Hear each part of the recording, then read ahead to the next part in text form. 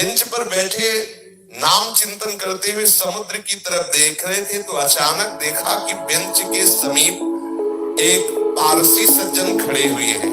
सफेद पोशाक, सफेद पाग बांधे हुए ऐसे खड़े हैं। बहुत देर तक भाई जी उनकी तरफ देखते, फिर नाम जप करते, फिर देखते और वो खड़े ही रहे। भाई जी ने सभ्यता बस कहा, साहब बैठ जाइए। अब वो बोले डरिएगा नहीं। भाई जी ने कहा, मैं क्यों डरूंगा? बोले नहीं, मैं कोई आदमी नहीं हूं, मैं प्रेत हूं। एक बार भाई जी को पसीना आ गया, जैसे कोई एकदम बोलेगा कि तो एकदम उसने पहले कहा कि आप डरिएगा नहीं, मैं प्रेत हूं। सुनते ही भाई जी के पसीना आ गया। मतलब एकदम अचानक किसी को भी ऐसा हो जाएगा। उन्होंने कहा, डरिएगा नहीं, मैं उन प्रेतों में नहीं हूं जो किसी का अनिष्ट कर सकूं। मेरी हिम्मत नहीं थी कि मैं आपसे बात कर सकता यदि आप ना बोलते।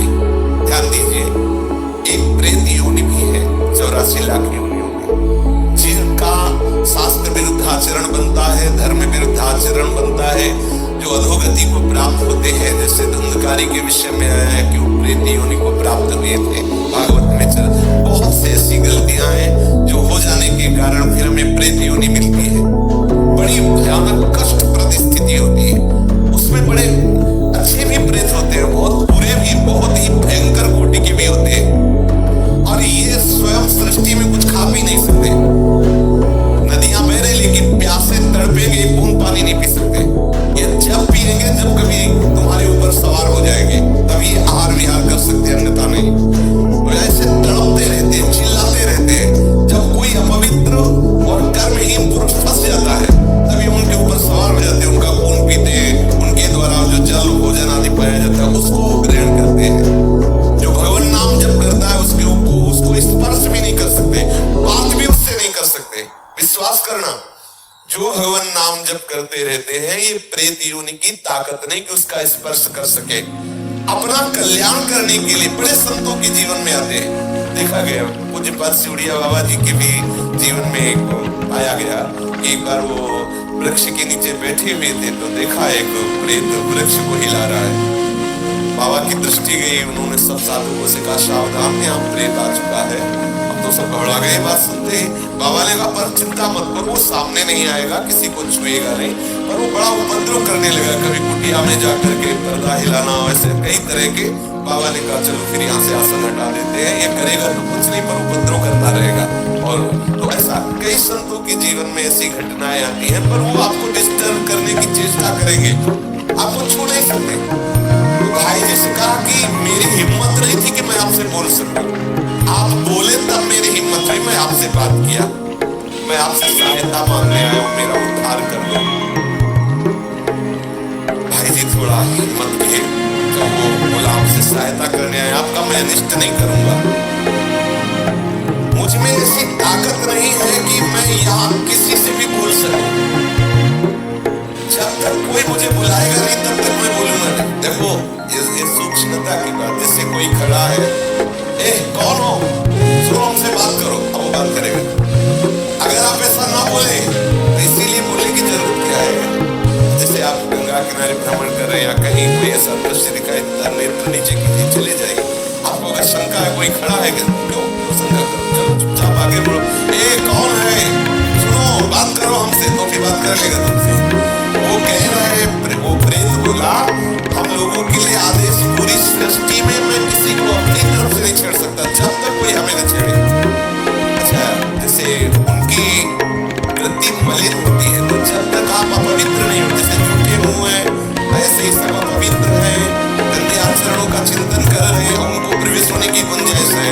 कोई न कोई ऐसी घटना करेंगे जिससे आप उनसे आकर्षित हो, वस्त्र के द्वारा या किसी आसन के द्वारा। मान लो उनका ऐसा पवित्र आसन है या पवित्र वस्त्र है जिससे किसी भी तरह उनका संयोग होने का है चांस, वो आप में प्रवेश कर जाएंगे। यदि आप नाम जापक हैं, पवित्र रहते हैं, तो कहीं भी भ्रमण करके देखा है गंगा जी की परिक्रमा जब की, तो कहीं भी कोई भी ऐसी घातक क्रिया नहीं। और जबकि जगह जगह स्मशान मिलते हैं, दोपहर में भी रात्रि में भी रुके, कभी ऐसा नहीं, कभी भगवान नाम जापक ऐसा डरे ना, पर अपनी तरफ से किसी से बोलने के लिए नहीं।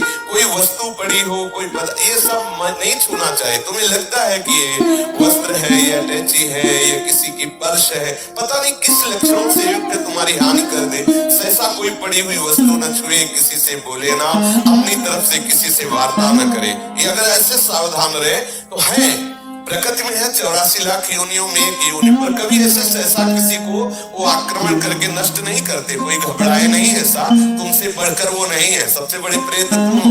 यदि आप अपने में रहो तो लाखों प्रेत आपके अधीन हो जाए।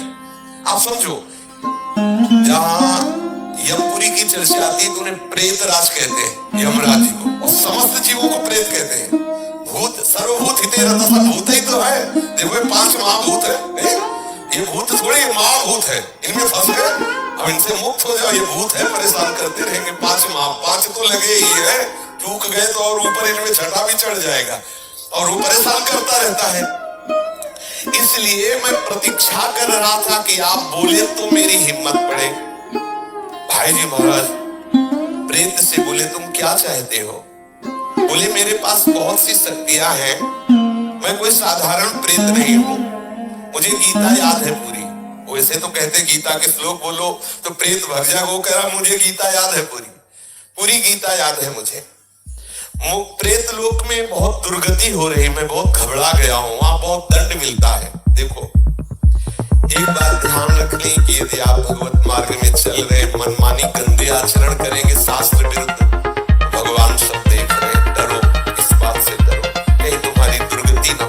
तो बोला मैं, मुझे गीता याद, कंठस्थ 18 अध्याय।